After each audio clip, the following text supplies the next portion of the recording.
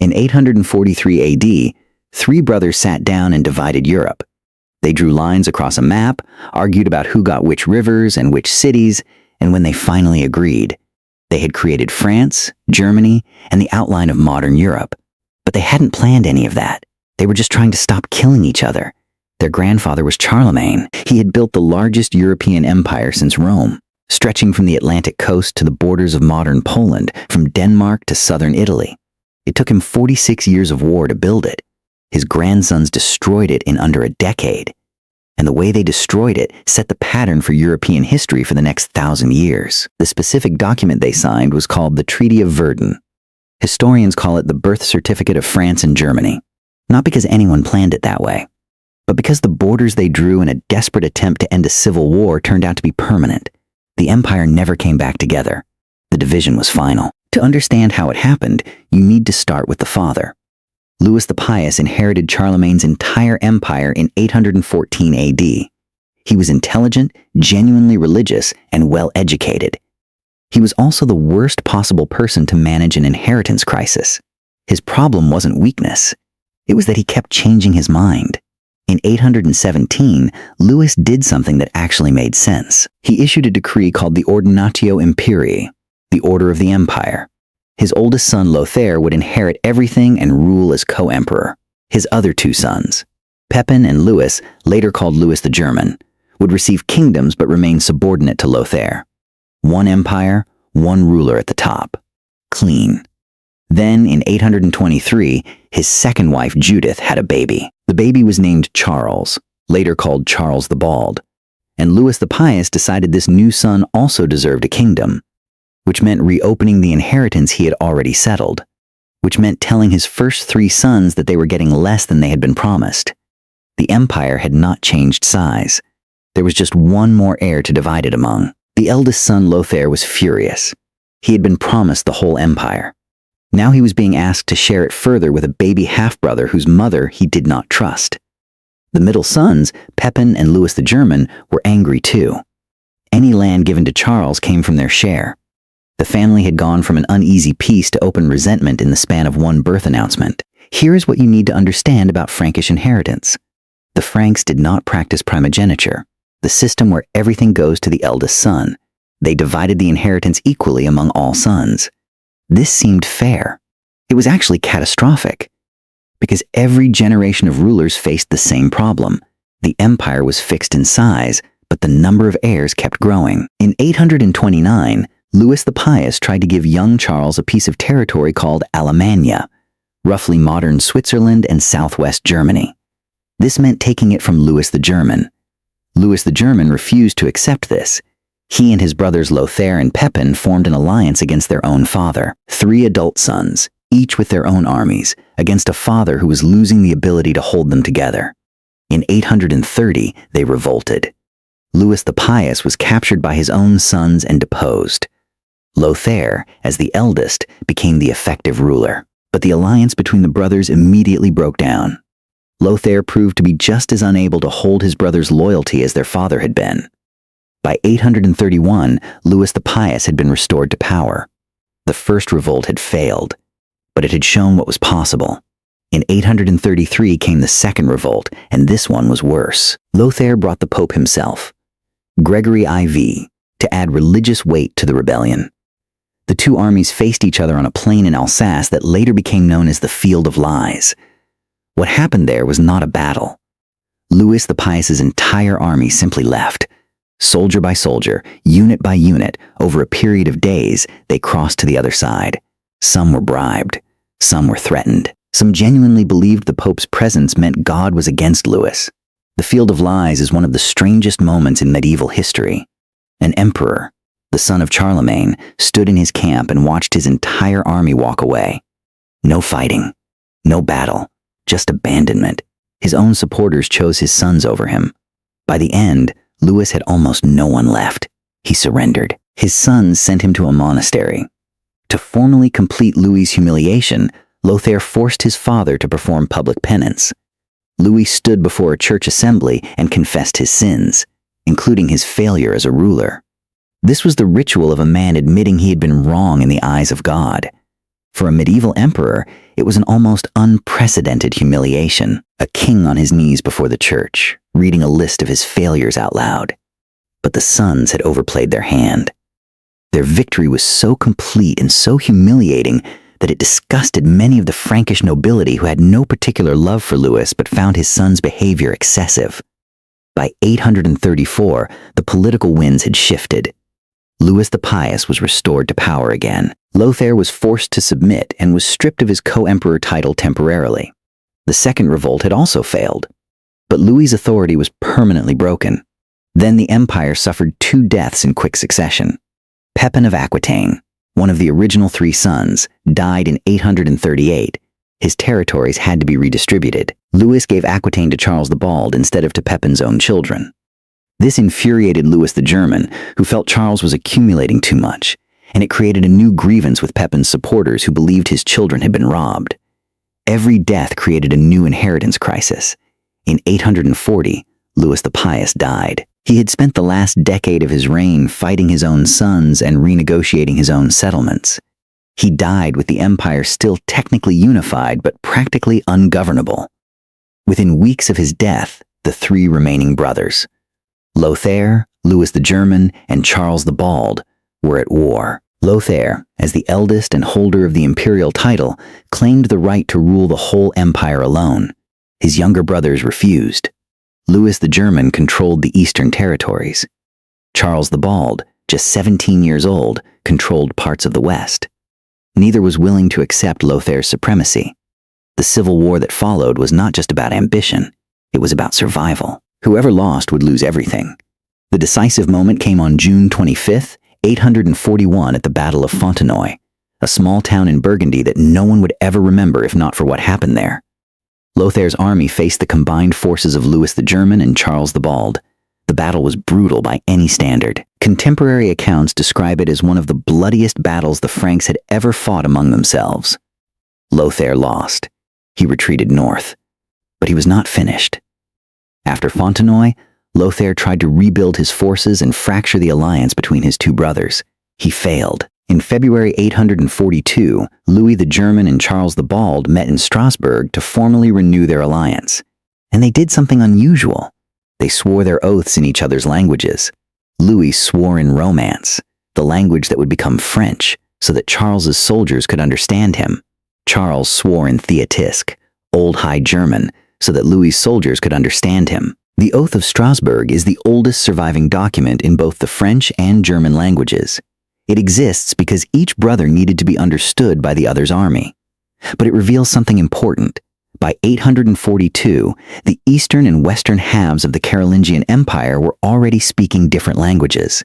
The cultural division had happened before the legal division. The Treaty of Verdun formalized something that already existed on the ground. With Lothair unable to win militarily, negotiations began in 842. They were complicated. The empire was enormous. The logistics of dividing it required counting estates, rivers, cities, monasteries, and toll roads. The 3 brothers appointed 40 representatives each, 120 commissioners total, who spent months surveying territory and working out what constituted an equal division. The process took almost a year. The negotiations almost broke down repeatedly. Lothair kept trying to get the largest share. Charles the Bald, as the youngest and with the fewest natural allies, was in the weakest position. Louis the German was geographically advantaged.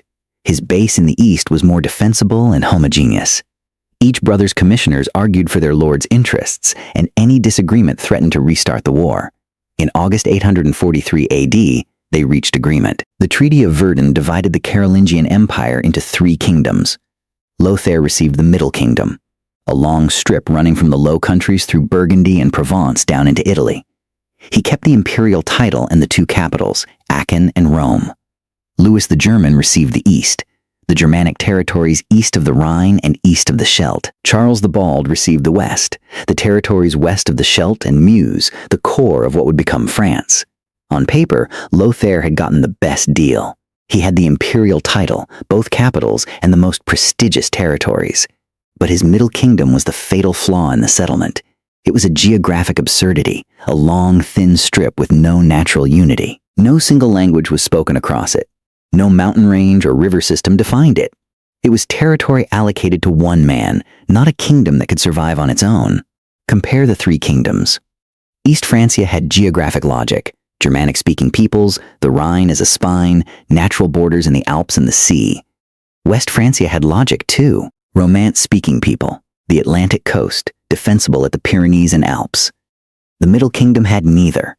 It was the kingdom you got when two brothers refused to let their eldest sibling have anything coherent, and the eldest wasn't strong enough to take it anyway. Lothair died in 855. He divided his Middle Kingdom among his three sons, because that's what Frankish rulers did. The northern part, containing the Rhine Delta and modern Belgium, went to Lothair II and became known as Lotharingia, Lorraine. The central part went to Charles of Provence. Italy went to Louis II. The Middle Kingdom, already an artificial creation, immediately fragmented further. Lotharingia, Lorraine, became the most fought-over piece of land in European history. It was the territory between France and Germany, without belonging fully to either. Louis the German and Charles the Bald both claimed it after Lothair II died without legitimate heirs in 869. They divided it between themselves by the Treaty of Verdun. Then their successors fought over it again. Then France and Germany fought over it in 1870. Then again in 1914. Then again in 1940. The border drawn in 843 became the fault line of modern European war. Meanwhile, the empire that remained was struggling with something its divided kings could not address together: the Vikings. The Norse raids had begun during Charlemagne's reign. They accelerated dramatically in the 840s. In 845, a Viking fleet sailed up the Seine and sacked Paris. The ransom paid was 7,000 pounds of silver. In the same decade, Viking raids hit Hamburg, Bordeaux, Toulouse, Nantes, and the Spanish coast. A unified empire might have built coordinated defenses. Three warring kingdoms couldn't. The inability to stop the Vikings accelerated the collapse of central authority. Kings who couldn't defend their people lost their people's loyalty. Local lords who could organize local defense gained power at the expense of distant kings. This is the origin of European feudalism as we understand it, not a deliberate system anyone designed, but the practical response to a crisis that divided kingdoms couldn't solve. Power flowed downward to whoever could actually protect the village. There was one last attempt at reunification. In 884, Charles III, called Charles the Fat, managed to bring all three kingdoms back under a single ruler through inheritance and political maneuvering. He was the great-grandson of Charlemagne and briefly controlled an empire almost as large as Charlemagne's original. It lasted 3 years. In 887, he failed to stop a Viking siege of Paris. Or rather, he paid them to go away, and the Frankish nobility deposed him. He died 6 weeks later. The reunification attempt was over. After 888, no Carolingian ever reunited the empire again. Different dynasties emerged in different kingdoms. The East Frankish kingdom became the Holy Roman Empire under the Ottonians in 962. The West Frankish kingdom became France under the Capetians in 987. Italy fragmented into city-states, papal territories, and competing kingdoms. The lines drawn at Verdun in 843 proved to be the permanent settlement, even though no one at Verdun had intended them to be permanent. The most lasting consequence of Verdun was the separation of what became France and Germany. For a brief moment under Charlemagne, they had been one thing. After 843, they were permanently two. And because they were two, they spent the next 11 centuries competing with each other. The two great powers of continental Europe, rivals, enemies, occasional allies, had their origins in a single family argument about who got which rivers. Why did Louis the Pious fail to prevent this? The historians who have studied him most carefully point to a fundamental contradiction in his approach. He was sincerely committed to the idea of imperial unity. He genuinely believed the empire should not be divided, but he was also committed to treating his sons fairly, including the son born to his second wife. These two commitments were incompatible. He could not honor both, and his attempts to honor both destroyed his ability to honor either. The Frankish inheritance custom was the structural flaw. Charlemagne himself had multiple sons, but was lucky enough that most of them died young, leaving only one survivor, Louis the Pious, to inherit. Louis the Pious had 4 sons who all lived. If Charlemagne's sons had all survived, the same crisis would have happened 1 generation earlier. The empire was always one generation of healthy sons away from dissolution. The Treaty of Verdun was the moment that generation arrived. The three brothers themselves were not unusual villains. Lothair was ambitious but not uniquely cruel. Louis the German was capable and actually quite successful as a ruler of East Francia. Charles the Bald turned out to be the most intellectually sophisticated of the three, a genuine patron of learning who surrounded himself with scholars. They were ordinary people caught in a structural trap. The trap was the empire. The trap was having three adult sons with armies. The irony is that the Treaty of Verdun brought peace, at least for a while. After decades of revolt and civil war, the three brothers mostly stopped fighting each other. They negotiated, they quarreled, they occasionally raided each other's borders, but the wars of the 840s, the wars of Fontenoy, the wars of the Field of Lies, those were over. The division that destroyed the empire also stabilized it, after a fashion. It just stabilized three kingdoms where there had been one. The Oath of Strasbourg is worth returning to. In 842, Louis the German stood before Charles's army and swore his oath in Proto-French. Charles stood before Louis's army and swore in Old High German.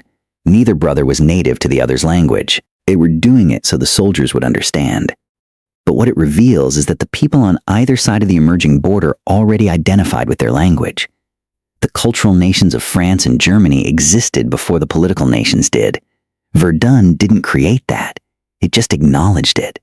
The physical document of the Treaty of Verdun no longer exists. We know its contents from later chronicles and references, but its effects are everywhere. Every time France and Germany have negotiated a border, in 1648, 1815, 1871, 1919, 1945, they have been renegotiating the consequences of 843.